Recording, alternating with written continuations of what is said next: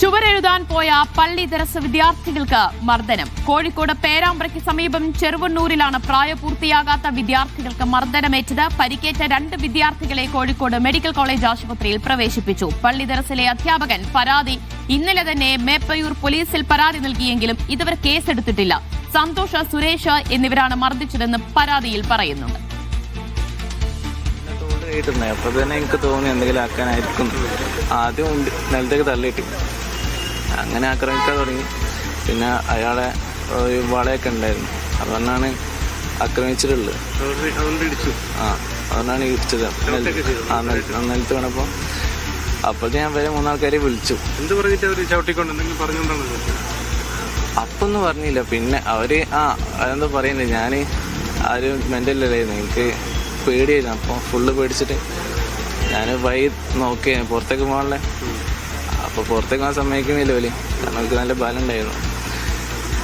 അങ്ങനെ വലിയ ആരും വന്നു, ആരെ കണ്ടില്ല. അങ്ങനെ വന്നു അടിക്കണ്ടെന്നൊക്കെ പറഞ്ഞു, പക്ഷെ അവർ കേൾക്കുന്നില്ല. അങ്ങനെ ഓനടിയിട്ട് തോന്നുന്നു. ഞങ്ങൾ പുറത്തേക്ക് വന്നു.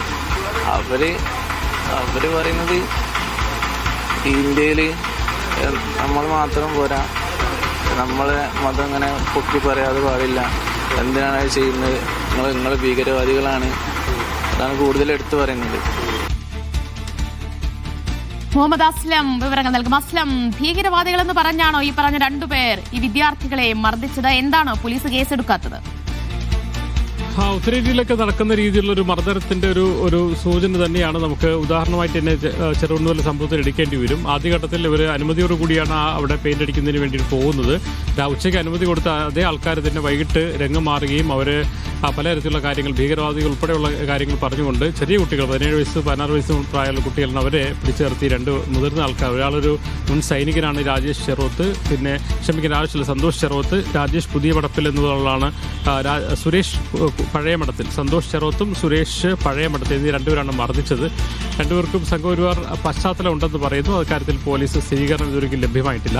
ഏറ്റവും പ്രധാനപ്പെട്ട കാര്യം എന്ന് പറയുന്നത് രാത്രി 11 മണിക്കാണ് സംഭവം നടക്കുന്നത്. രാത്രി തന്നെ അവിടെ നാട്ടുകാർ കൂടുകയും അങ്ങനെയാണ് ഈ മർദ്ദനം അവസാനിച്ചത്. പോലീസ് ആ സമയത്ത് എത്തുകയും ചെയ്തു.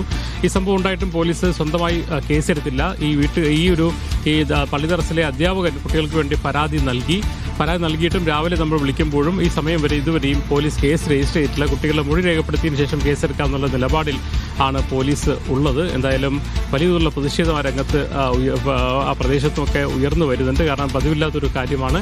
മാത്രമല്ല ചെറിയ കുട്ടികളാണ് കാര്യമായി മർദ്ദിക്കുകയും ഇടിവള ഉൾപ്പെടെയുള്ള ഉപയോഗിച്ചിട്ടാണ് കുട്ടികളെ മർദ്ദിച്ചിരിക്കുന്നത്. 2 പേരും കോഴിക്കോട് മെഡിക്കൽ കോളേജ് ആശുപത്രിയിൽ ഇപ്പോഴും ചികിത്സയിൽ കഴിയുകയാണ്.